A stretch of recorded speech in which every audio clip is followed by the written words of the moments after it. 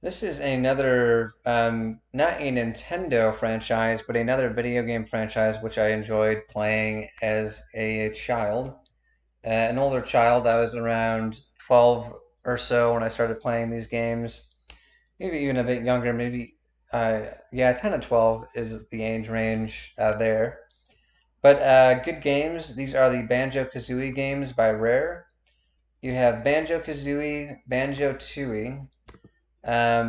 Banjo is also a playable character in, oh shoot, which I should have mentioned in the Donkey Kong video, but I'll mention it now. Diddy Kong Racing. He's the bear with a backpack that you can play as. So that he is in these games, the Banjo-Kazooie series, where you play. What makes these games unique is that you play as both a bear and a bird simultaneously. And I'll explain that. Again, these games are by Rare, same people who made Donkey Kong Country um, and Donkey Kong 64, and the other Donkey Kong Country games, Donkey Kong Country 2 and 3. Also responsible for Star Fox, which I think I'm going to talk about also. But really good company. They're a third party to Nintendo and a really good game company. Also responsible for Conker's Bad Fur Day, which is a really funny game about a squirrel with a hangover. They're just a really good company that made really good games for Nintendo, including the Donkey Kong series that I mentioned, Star Fox, and Banjo-Kazooie. And others also. Jet Force Gemini is another one. And there's another one too. I'm just gonna look up all the rare games first. This might just turn, and well, I'll keep it within the Banjo Kazooie realm for now. But I'm gonna look up rare games. So Jet Force Gemini is another game they made. Oh, Battletoads on the NES is another game that I forgot about. They also made those. That game. Oh, Sea of Thieves is another more recent one they made in 2018. I'm just gonna go to their website if I can. Maybe not. Oh, there it is here. Okay, so they are based out of the UK. So they're British. And I have British origins, so that may be why I have a connection with them or feel connected to them, at least slightly. About games, I'm just going to look up their games here. I haven't looked at these people in a while. So Sea of Thieves I've heard about, so that's cool that they made that. Um, there's another game that I remember them making that I never played either. Something Ghoulies. I'll check on that too. But Everwild is another game they made. A magical new IP in development at Rare. What the heck is an IP? I'm getting older, man. I don't even know what an IP is. IP video games. Um, Intellectual property. Okay, so all right. I thought that was like a new type of game. Where am I? Oh, there it is. Okay, um, yeah, Battletoads and Donkey Kong, Banjo-Kazooie, which I'll talk about more. Jet Force Gemini, Everwild, which I haven't played. Sea of Thieves, and I tend to repeat things a lot, but I do that so I can learn what these things are as well as educate others who might be interested on this. But yeah, Conker's Bad Fur Day is another one. And Saberwolf is another one they made way back in the NES games also. And the character also makes an appearance in one of the Banjo-Kazooie games too. Um, yeah, they don't mention many of their games on the website. I will check Wikipedia. Maybe they have more games on the Wikipedia site. Games. I'm trying to think of the other game beside Perfect Dark, I think. Perfect Dark. Jet Force Gemini, I think, is the other game. I'm just going to check on that. Oh, GoldenEye 007 for the N64. So I'm just going to list what's here on Wikipedia. So Donkey Kong Country, as well as 2 and 3. Banjo-Kazooie and Banjo-Tooie. And there's also another Banjo-Kazooie game, which I'll talk about too, a third one that was a portable game, and I need to look the name up for that, but I want to talk about that too. The Conquer series, I didn't know there was more than one Conquer, so I thought it was just Conquer's Bad Fur Day. They might have just made, yeah, there's a remake of that, so that's, oh, Conquer's Pocket Tales. Oh, right, because Conquer was originally a kid-friendly character, and then for some reason they decided to make him a more adult character for Conquer's Bad Fur Day. Conquer Live and Reloaded, which is just a remake of Conquer's Bad Fur Day, or remaster rather. Um, Young Conquer, I'd never heard of that one. That was in 2016. Huh. Um, Microsoft HoloLens. Conquer's. I don't know what that is. Huh, that's weird. It doesn't say much about it too, because when I click on Young Conquer, it just brings me back to the page that I'm already on. Diddy Kong Racing, which I mentioned. Project Spark, Conquer's Big Reunion. I haven't heard of that either, but that's something. Rare Replay, Xbox One. Oh, okay, so you can play all the old games. 30 years of Rare games, so since 1985 until 2015.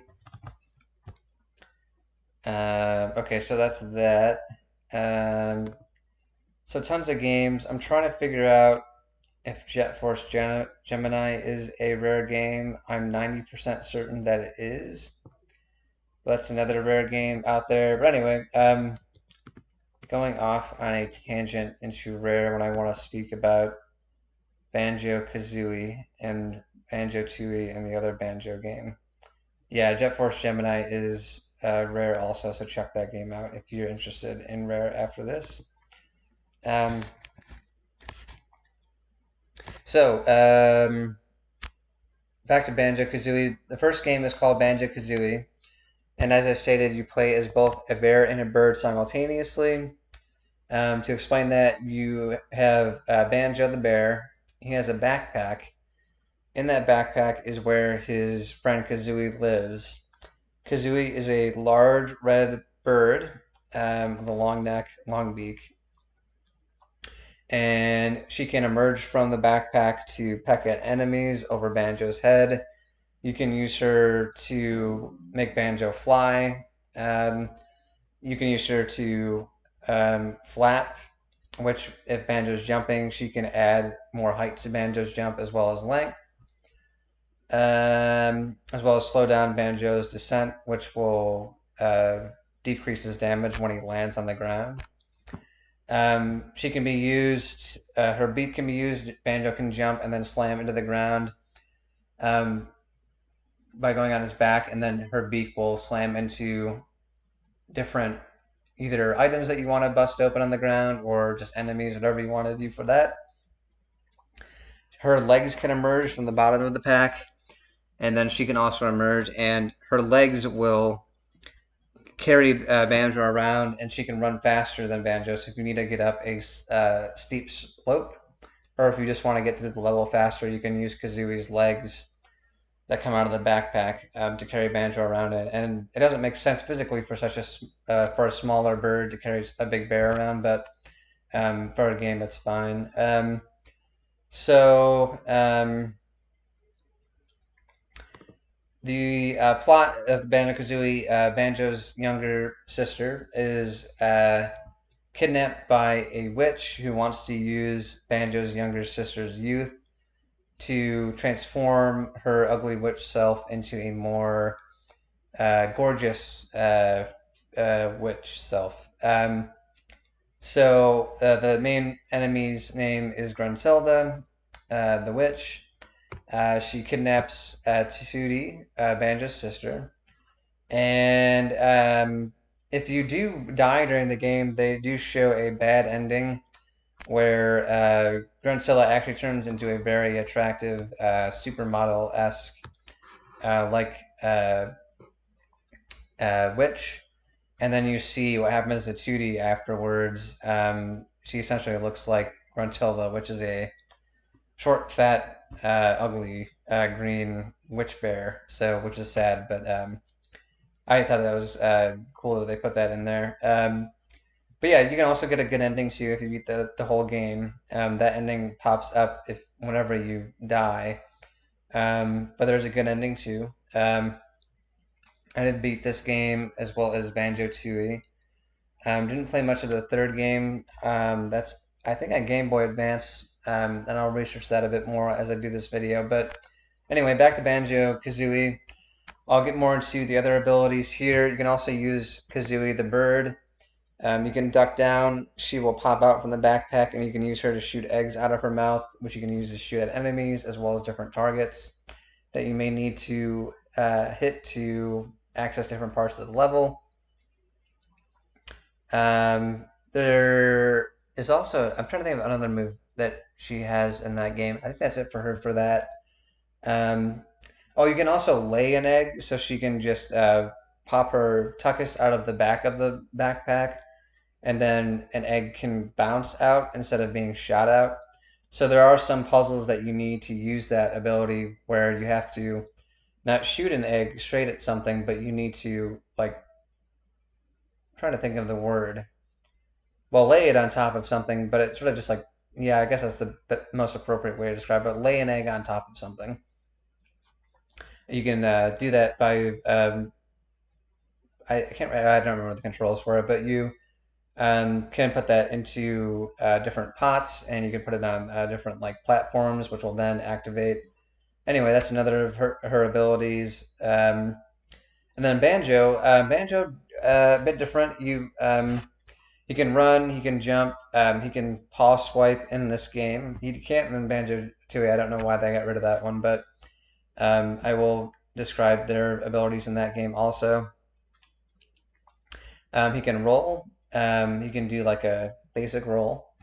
Um, and then I think that's about it for him. He doesn't have as unique abilities, just your basic platforming, run and jump, attack sort of bear. But um, that is very unique to the game, that bear and bird element, where you have two characters combined and you use them um, simultaneously at certain points to complete different tasks. And again, sometimes I just use Banjo throughout the game, but there are points in the game where you do have to use both characters. Um, so that's the first game, Banjo-Kazooie.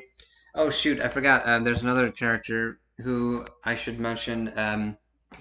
Bottles the Mole, who is the one who teaches you how to use these new moves that make use of Kazooie. So at the very start of the game, you don't really have all these abilities. I mean, Banjo can jump and he can swim also, which I forgot to mention. But and climb things. So that's another move that Banjo has.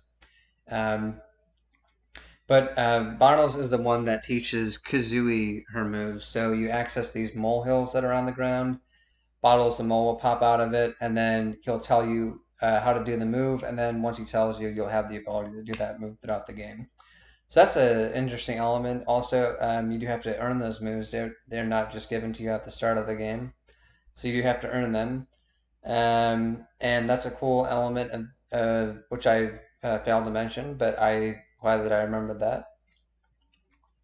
And then Banjo-Tooie is similar to Banjo-Kazooie, different plot. Gruntilda, who gets buried underneath a rock in the previous game, she falls from her tower.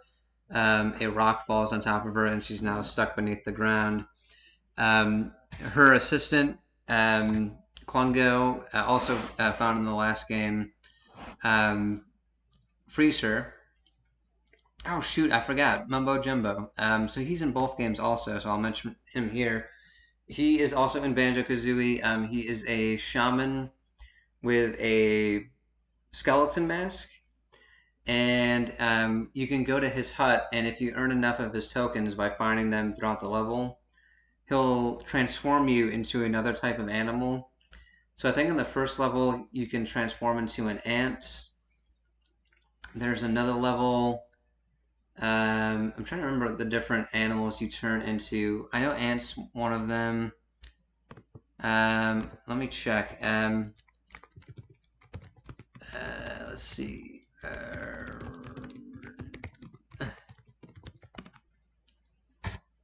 Okay, so there. Oh, not an ant. Termite, crocodile, walrus, So I'm trying to think of all these different animals' abilities. Termites can climb up the steep slopes, and it can stick to those. The ones that even Kazooie can't climb up. Crocodile, I'm trying to remember that one. I know that can bite. Walrus is that's in the ice level, so I'm trying to think of what he is used for. Oh, it says right here, can swim in frozen water. Race Boggy, who's a polar bear, and allows you to enter Waz's cave the first time, which must be a walrus cave. Oh, you can also transform into a pumpkin, which allows you to squeeze through tight spaces, and you can also flush yourself down a toilet, from what I can remember, which is also cool. And then you can also turn it into a bee, who can fly anywhere and land on plants Banjo can't step on. Ah, okay, so those are for Banjo-Kazooie. For Banjo-Tooie, Mumbo Jumbo, who we can also play as in Banjo-Tooie, he is playable at certain points throughout the game, not through all of them, but he can run, he can use his wand to zap enemies, and he can use magic at different points to unlock different areas of different levels. So he is playable in the second one. He does not transform you in the second one. That's done by another character called Humba Wumba. So let's see here. Okay, so okay, so you can play as a bee again. Can fly, shoot eyeball-piercing stingers. You can play as a snowball, washing machine, T-Rex, which is like a Super Mario Odyssey. It's an actual giant T-Rex, not just like a little baby T-Rex. You actually turn into a giant one. So I'm wondering if Odyssey borrowed that idea from this game, which is fine. Submarine, you can turn into a submarine, turn into a van, and turn into a detonator. So most of these in the second game are objects. There's a couple animals in there. You can also turn it, this is a secret, but you can turn into Dragon Kazooie also. I forgot how, I don't remember what the secret is to unlock this one, but I'm trying to remember that, but that's a secret one. But you can use Dragon Kazooie also, and she can breathe fire, and has infinite fire eggs. So that's another element of the second game, which is cool too. They have different types of eggs you can use. Bottles is not teaching you anymore. He actually dies in the, spoiler alert, he dies in the first part of the game, and that's part of the game is that you want to bring your friend Bottles back to life after defeating Gruntilda for the second time, because she's trying to use a machine of her own invention to bring her own self back to life, as she's only a skeleton after escaping. There's two other characters too, which are her witch friends. There's another witch in the first one who's like a good witch who will help you if you ask her for help. I think she refills your health if you can find her. And then these two witches are the new two enemies. You do fight them as bosses. I think it's Blabelda is one who's a short, fat one, and then there's a tall, thin one called Mingella, I think. And I think you defeat them in a quiz show, from what I remember. You have to answer questions about the Banjo-Kazooie games to win the game. So that's another interesting gameplay element, which I like too. So that's good. So yeah, so you have new characters. You have not Bottles this time, but God, his army brother, his brother who joined the army, Sergeant Jamjars, who is a drill sergeant, and he is the one who teaches you the moves this time.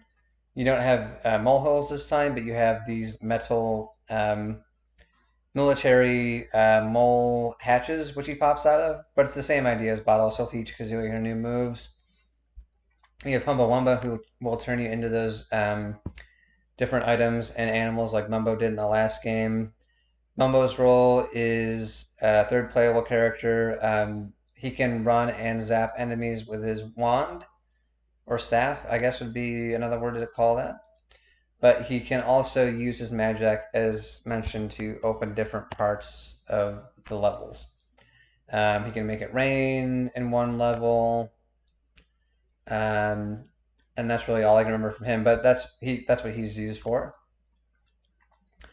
I mentioned the other villains. Klungo, who was in the first one briefly, is also back. He has a more major role in this one. You fight him as a boss in one level, actually several levels, because you have to go through him several times to access different worlds, which contain different levels, if that makes sense, or just different worlds rather. I apologize for that. Just different worlds. He's just a big green monster-like thing. Humble Woman is actually a really attractive Native American female, because I keep forgetting to describe these characters. But um, anyway, so those are some of the new characters that are in the game. I think that's all of them. Tootie does not return for the sequel, the younger sister of Banjo. I don't know why they didn't include her. Apologies for flatulence. I don't know why that is. I'm trying to think of other new characters. There's a bunch of other new tertiary non-playable characters also, who you also interact with in other games. Some that return for the second game. So there's Captain Blubbo, who's a hippo, who's from the first game, who is in this. I think he's in the second one too. I can't remember, but I think he is. There's a bunch of other characters. There's Prospector Pete, who's a fox. There's Jolly Roger, who's a toad or frog rather, who is very effeminate. I don't know if he's meant to be homosexual. I don't know if he's just really femme or homosexual. I don't know, but he's in there too. Um, and again, as a straight white male, I don't care if you are homosexual. Just to put that out there, that's your choice. But you have other characters also that you can talk to in the game too that are not playable, but that's an element of the game. Both games that I failed to mention also. But in terms of the moves, it's a bit different from the second game because you can actually separate Banjo and Kazooie in this game. You still have your combined moves, and there's some new combined moves you can learn also. But there's a stronger bash move where Banjo can take Kazooie out of his backpack by grabbing her by the neck and then slamming her onto the ground or something that needs breaking, and that's a very powerful move that can destroy many things. Oh, you still, I forgot to mention this in the last one, but you have the beak thrust move where Banjo thrusts like this. Kazooie pops her beak out of the top of the backpack and can use her pointy beak to break things that need breaking, including enemies. There is, I'm trying to think, there's an improved roll in this one where Banjo's original roll, he just rolled. In this one, Kazooie pops out with her wings, which smooths the roll a bit, and this creates a smoother roll. In the original, it's kind of jerky, but in the sequel, it's a smoother roll, which is a good idea by the developers. So I'm trying to think of what other combined moves there are. There's a new and improved ground pound, so to speak, or beak. I can't remember if that's called the. I think the beak bash is the one where you move forward. This is an improved version of the one where Banjo slams his back on the ground and Kazooie uses her beak to create additional point to the slam. And this one, you actually twist and twist Chizuy's neck, and she, by twisting, can like drill into like rocks and things like that by twisting her neck. So that's another element of the combined moves that has been added. You can also shoot eggs and lay eggs still, and there are various types of eggs that you can unlock also in this game too. So in the original, you can only fire the basic blue egg. In this one, you can fire fire eggs, ice eggs, grenade eggs. So ice to freeze, fire to burn, grenade eggs to detonate or explode things rather, and then Clockwork Kazooie eggs, which are eggs where if shot out of Kazooie will break, and then a miniature mechanical Kazooie will pop out, and then you can control that mechanical Kazooie, the miniature mechanical Kazooie, to access small doors or open doors, and then after a certain amount of time, it'll just automatically detonate and then explode, and then that will cause a door to open or something similar to that, and then you can access different parts of the level. So really creative games with really creative moves, with really creative characters, um, and good stories too. Nothing like super like original, but good stories. Good non-playable characters, good sense of humor in the game too. Kind of tongue-in-cheek sense of humor, a little snarky at times, but it's fine. You can handle that. Um, sort of adult humor disguised as child humor would be the best way to describe that. Um, Sneaky delivery would be a good way to describe that also, of that adult humor described as child humor. So anyway, surreptitious delivery is a better word for that. So there. Okay, so sorry, I'll get back to the game here. The other moves you can learn when you separate the characters. Banjo has some new moves you can use when he's on his own. Um, he doesn't have his swipe move in this one for some reason. I don't know why they got rid of that, but he does have a move where he can take off his backpack and then swing it, and then hit and destroy enemies that way. He can also use his backpack. He can take it off and then use it to pick up different items or characters that are walking around that you may need to use for different points in different levels. Trying to think what else. Oh, he has his sleep pack where he takes off his backpack. He then puts most of himself into it up to his neck, and then he can take a nap to restore health. So that's another good one.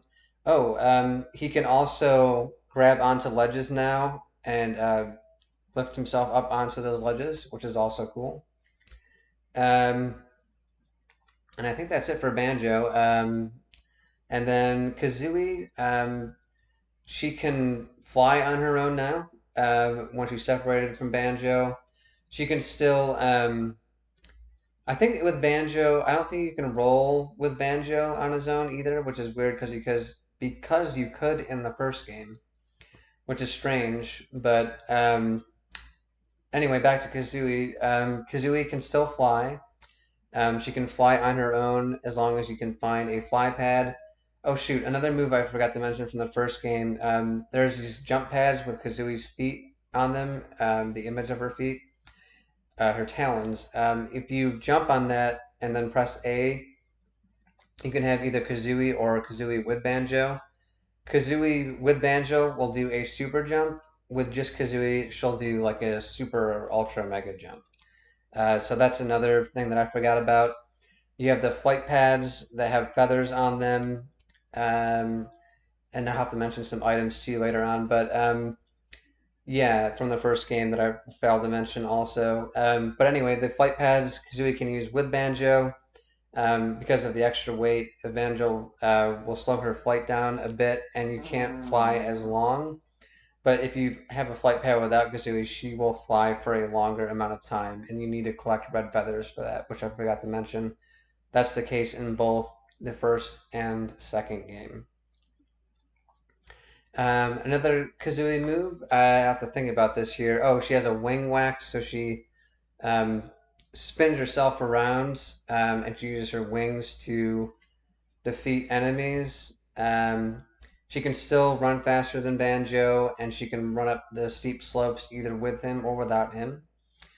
You can still peck with enemies when you're with Banjo, but she cannot peck without Banjo. I don't know why they did that, but that's how that is there. Um, Kazooie can also be used. I forgot to mention when they're combined, Banjo and Kazooie can be used if you find gold feathers.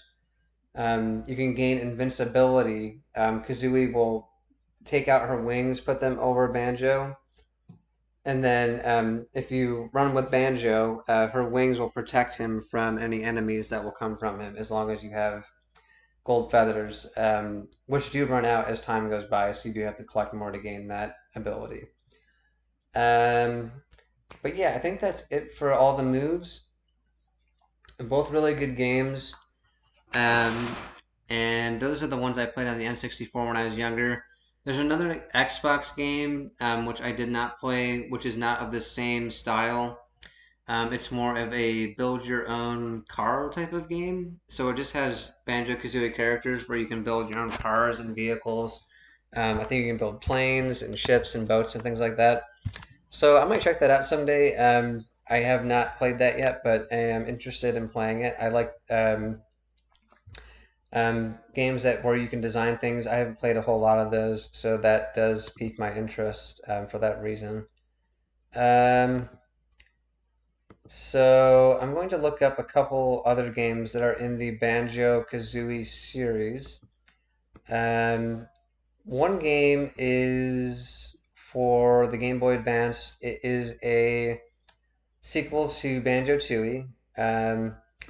They mention Banjo-Tooie at the end of Banjo-Kazooie if you win the game, and then Banjo 3E at the end of Banjo-Tooie if you win the game. So that's always kind of cool to give a little bit of a sneak peek or a teaser for your next game at the end of the game that you made. The sequel, teaser for the sequel, rather. Um, so that's good. This is not Banjo 3E though. And there's another game I think called Banjo Pilot, which is something I have not played either. Which is a racing game similar to Diddy Kong Racing, except you're in planes. So I haven't played that one either. The one for the Game Boy Advance, I did play a bit. I'm just going to look up the name for that because I am failing to remember what that is now. Grunty's Revenge. Banjo-Kazooie, Grunty's Revenge. Uh, so that's kind of like Banjo 3 or what I consider to be Banjo 3E. It came out after Banjo-Tooie. It was only on the Game Boy Advance. But I'll consider this to be Banjo 3E. Grunty's Revenge. So the plot, if I can remember correctly, I'll try not to read from this here, but what happens is I think it has to do with time travel. So I'll have to read into it here because I can't remember. But let's see, plot development reception. Okay, so here I'm collecting information about. Let's see. Okay, the story takes place between the events of the N64 Banjo games. Okay, so it takes between Banjo Kazooie and Banjo Tooie. So I guess maybe not Banjo 3, Banjo Kazooie and a half. Between the N64 Banjo games and employs time travel as a key plot device. In the story, the evil witch, and this is from Wikipedia, by the way, so I'm reading right from the Wikipedia page.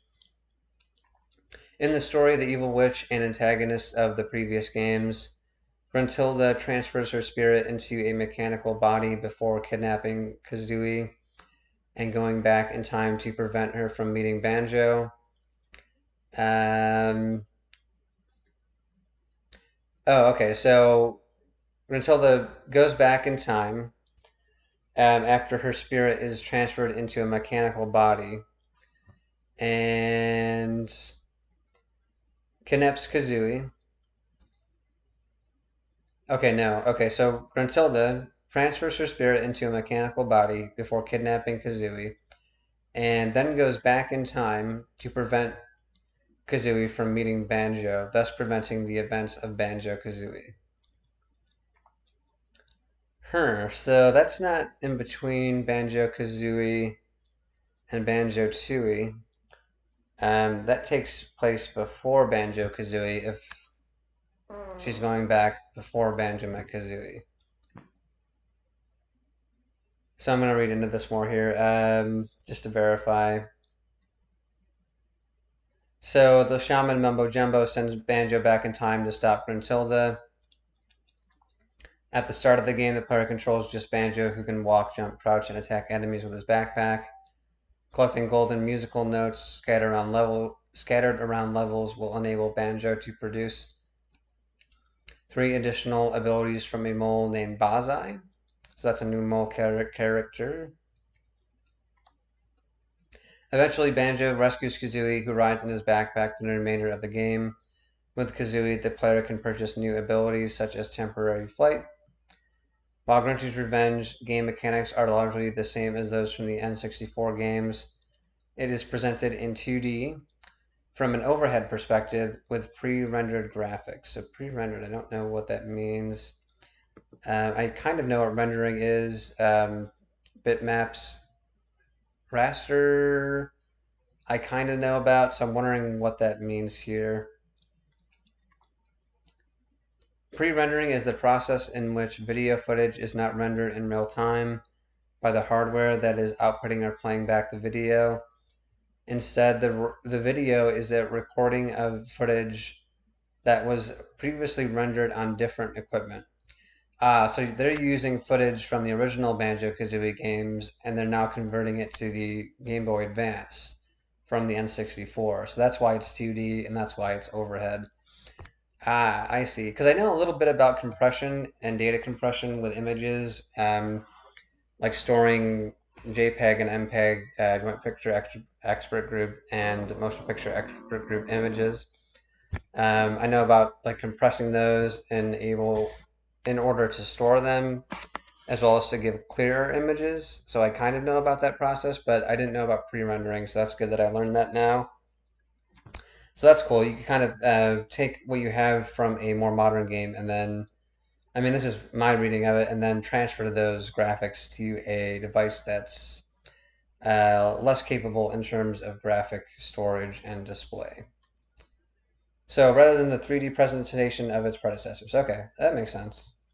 Okay, so that's I played this a little bit. I think I'll start playing this again. Actually, I just haven't had kind of the motivation to do so. But Banjo-Kazooie Grunty's Revenge is another one which I'll play. I'll still call it Banjo 3 secretly because that's technically a sequel to Banjo-Tooie, even though you're going back in time in that one.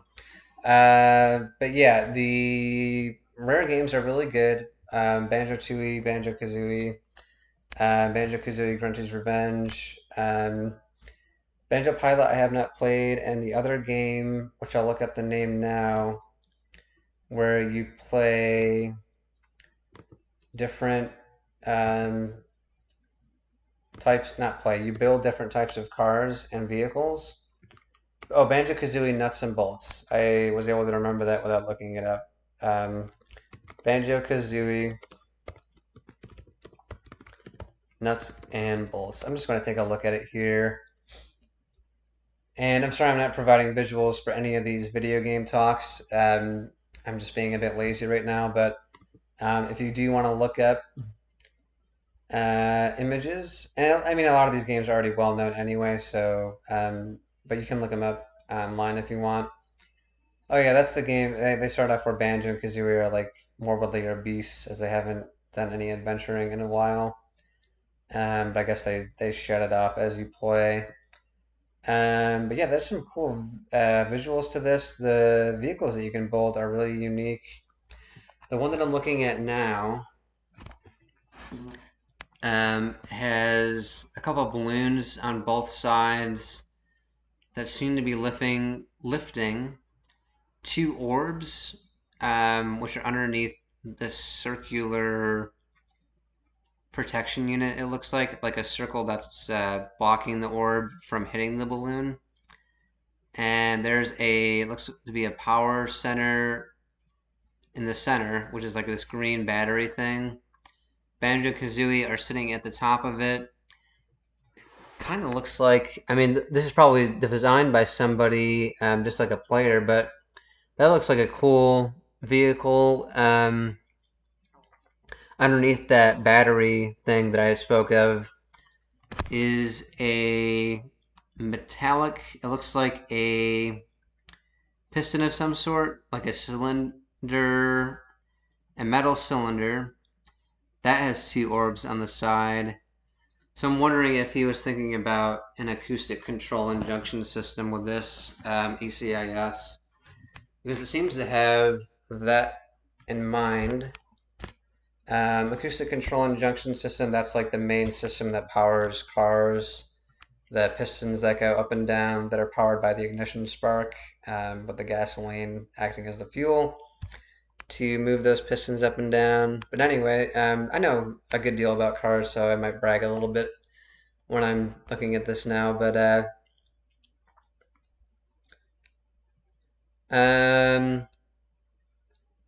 there's some other things at the bottom of the vehicle too. So you have that cylinder underneath the battery with these two orbs on the other end. The two orbs on the top, I'm guessing, are for supplying the balloons with helium. These other two smaller orbs beneath the battery and near the cylinder, I'm guessing, maybe that's for the electric power for the vehicle. It might be gas and electric powered. They kind of look like Van Graph generators, like tiny versions of those. Those are golden color. And then there's this orange. I'm trying to look at it a little bit closer to describe it better. There's this orange contraption here. Looks kind of like, at the very bottom, it looks like a bicycle pedal, but that's on the side. There's also what appears, oh yeah, okay, so there's some fans on the very bottom too. Oh, there might be three. There's one on the bottom in the center, and then one on the my far right, and then there might be another one hidden on my left. So one fan on the bottom center, one fan on the right, and then one fan possibly on the left, or my left. So that's a good design, kind of, if you want to build a flying machine. And I'm assuming it is gas and electric powered to power the fans, which then give lift due to their shape. As you may know, if you don't know how lift works, if air passes over a surface faster, that air is going to be less dense. So the shape of a wing or propellers is what causes that air to travel over the propeller quickly. So since you have less dense or faster air traveling over the top, that creates, in relative terms, denser air on the bottom, which is what creates lift. So isn't that interesting, that lift concept? Due to the air traveling faster over the wing, or propeller in this case, the helicopter propeller is a bit more complex, but as that's like twisting and sort of moving the air a bit. But um, yeah, that's a cool contraption. I will provide a link to this in the comments, or not the comments, in the description. I'll link to this image of this machine, this vehicle that's been created. I'm assuming by just a player of the game, but it might have been created by one of the designers too. So I have no idea. Apologies, I have something caught in my throat here. So I'll do that there. So that's Banjo-Kazooie Nuts N Bolts, which I have not played, but I think I should. I'm going to now. Now that I've looked at it, I haven't played a lot of design games which require more use of gray matter, so I will do that. That looks like a good one. And then I think that's it for Banjo-Kazooie. This was a long video, not quite as long as the others, but thank you for watching. Feel free to like and subscribe, and if you want to leave a comment, feel free to do that also. Uh, Thanks again, and I hope you have a good rest of the day.